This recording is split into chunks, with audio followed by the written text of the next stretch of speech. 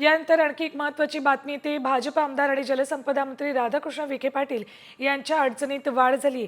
विखे पाटलांच्या सहकारी साखर कारखान्यात आर्थिक घोटाळ्याचा आरोप करण्यात आला आहे। विखेंच्या कारखान्यात 9 कोटींचा अपहार प्रकरणी संचालकांवर गुन्हे दाखल करण्याचे आदेश सुप्रीम कोर्टाने दिले होते।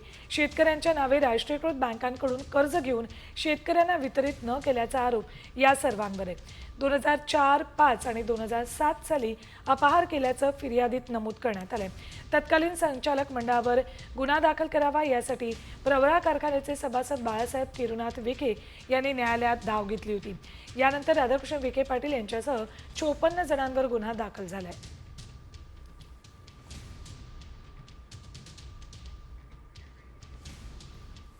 इतक्या भ्रष्ट मंत्र्याला, जो मंत्री इथल्या गोरगरीब शेतकऱ्यांच्याच तोंडचा घास पळवतो, असा मंत्री महायुतीच्या सरकारमध्ये चालतो कसा काय?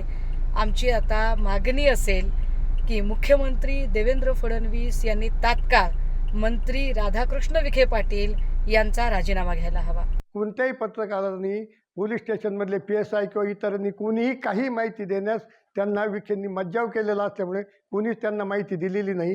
म्हणून या चौकशी होईपर्यंत राधाकृष्ण विखे यांचा माननीय फडणवीस साहेब, महाराष्ट्र राज्याचे मुख्यमंत्री यांनी राजीनामा घ्यावा व या केसचा पूर्ण चौकशी होईपर्यंत त्यांना मंत्रिपदावर ठेवू नये अशी आमची सर्व शेतकरी मंडळाची इच्छा राहील।